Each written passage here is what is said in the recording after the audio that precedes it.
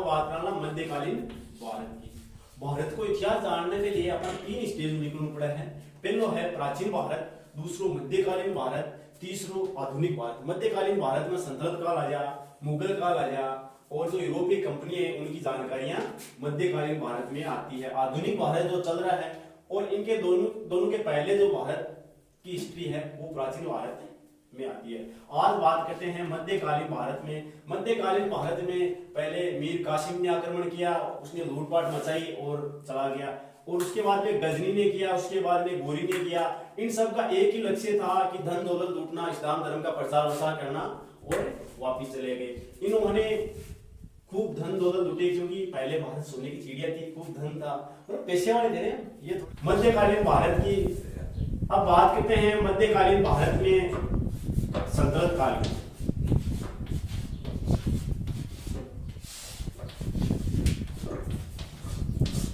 संतलत काल में 5 राजवंशों ने राज किया। गुलाम वंश,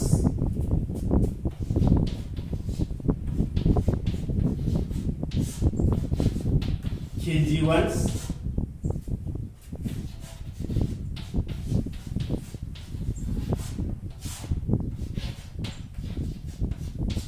तुगलक वंश,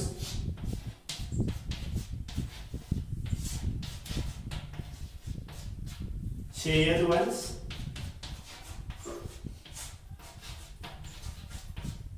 और लोधी वंश। इन 5 राजवंश ने राज किया। आज हम बात करेंगे गुलाम वंश की, जिसे इल्बरी वंश भी कहा जाता है, क्योंकि गुलाम वंश में जो अधिकांश जो राजा ये गुलाम कुतुबुद्दीन ये सब थे, ये तुर्की थे, इनकी जाति थी इल्बरी, इसलिए इनको इल्बरी वंश भी कहा जाता है। गुलाम वंश इसलिए कहा जाता है क्योंकि इसमें जो अधिकांश राजा थे जो गुलाम थे, जो योग्य शासक थे वो अधिकांश गुलाम थे।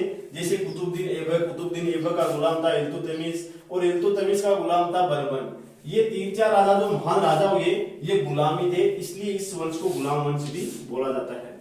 आज बात करेंगे गुलाम वंश में कुतुबुद्दीन ऐबक।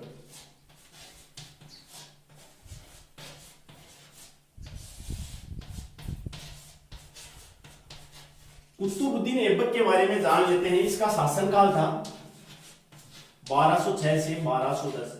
कौन था कुतुबुद्दीन ऐबक? कुतुबुद्दीन ऐबक गोरी का गुलाम था। कुतुबुद्दीन ऐबक एक तुर्क था। इसको पहले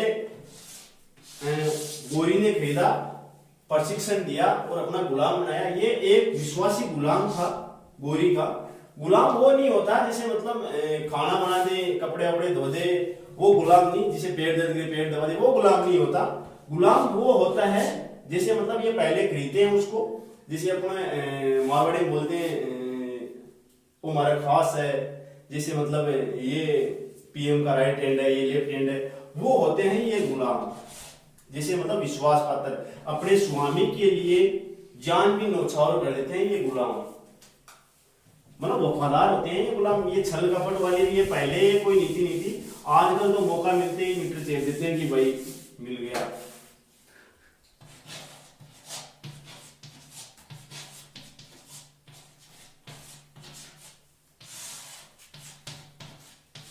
बारह सौ 6 में गोरी की मृत्यु होने के बाद में जो भी भारत के विजित प्रदेश थे, क्योंकि गोरी गजनी जाता है फिर वापस बाहर आता, तो कुतुबुद्दीन ऐबक को छोड़ के गया। तो भारत में 1206 में कुतुबुद्दीन गोरी की मृत्यु के बाद में कुतुबुद्दीन ऐबक के द्वारा जो गोरी के विजित प्रदेश थे उनका भार संभाला और यहाँ का राजा बना। कुतुबुद्दीन ऐबक गुलाम बन के ही इसने राज किया। गुलाम वंश का संस्थापक कुतुबुद्दीन ऐबक को माना जाता है, लेकिन वास्तविक संस्थापक इल्तुतमिश इनका उत्तराधिकारी आता है, उसको माना जाता है। कुतुबुद्दीन ऐबक को लाख बख्शी भी कहा जाता है क्योंकि ये बड़ा दानवीर था। आज होता था मजे बढ़ जाते भाई, क्यों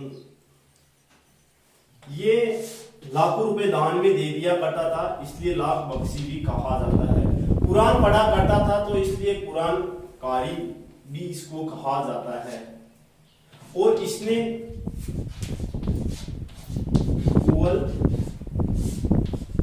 उल इस्लाम मस्जिद का निर्माण करवाया, जो भारत की प्रथम मस्जिद थी दिल्ली में, इसका इसने निर्माण करवाया और अपनी राजधानी लाहौर को बनाया। कुतुबुद्दीन ऐबक ने कुतुब मीनार का निर्माण प्रारंभ करवाया, नींव डाली। बख्तियार काकी की याद में कुतुब मीनार की कुतुबुद्दीन ऐबक ने नींव डाली और 1210 ईस्वी में चौपान खेलते हुए घोड़े से गिरने के कारण इसकी मृत्यु हो जाती है। चौपान वो होता है जैसे मतलब अभी फिलहाल जो वर्तमान में पोलो मैच होता है उसी प्रकार का ये गेम होता था चौपान। वो खेलते समय घोड़े से गिरने के कारण कुतुबुद्दीन ऐबक की मृत्यु हो जाती है और इसके बाद में इसका उत्तराधिकारी इसका पुत्र आराम शाह है।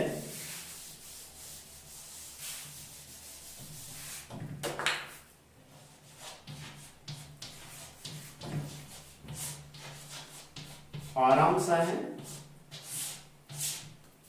इसका कार्यभार संभालता है। आराम शाह एक अयोग्य शासक था, मतलब 7-8 महीने 8-9 महीने इनका कार्यकाल रहा, क्योंकि अमीर लोग थे, इसके विरुद्ध थे, ये जैसे बोले तो राजा के लायक नहीं था। इसके बाद में इल्तुतमिश आता है।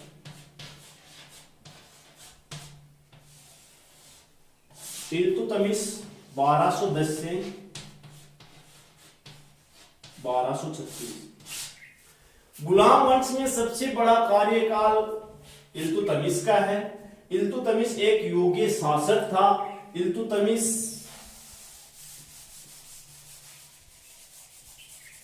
की कुछ खास बातें हैं वो बता देता हूं। इल्तुतमिश ने अपनी राजधानी दिल्ली को बनाया, क्योंकि लाहौर में आराम शाह बैठा था तो वहां सीधा आक्रमण करना इसके लिए कुछ ठीक नहीं था। तो इसने इल्तुतमिश को दिल्ली के जो अमीर थे उन्होंने आमंत्रित किया कि आप आओ और कार्यभार संभालो। इसने युद्ध किया और आराम शाह को मार गिराया।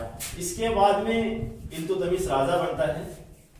इल्तुतमिश कुतुबुद्दीन ऐबक का गुलाम था और दामाद भी था। दिल्ली को पहली बार राजधानी तुर्की में इल्तुतमिश ने ही बनाया और इसने कुतुब मीनार का निर्माण पूर्ण करवाया। इसकी एक एकता प्रणाली चलाई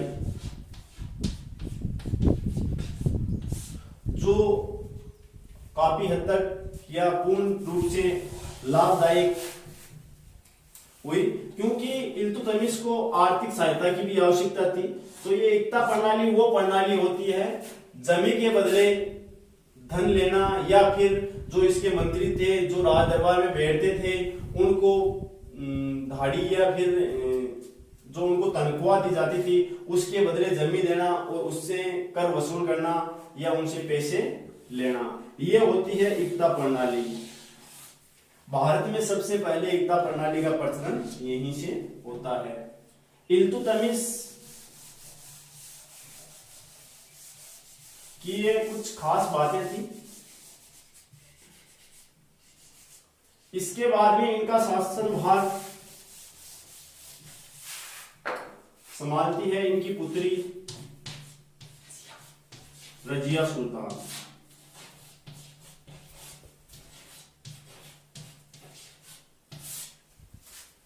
इनका शासनकाल 1236 से 1240 तक रहा।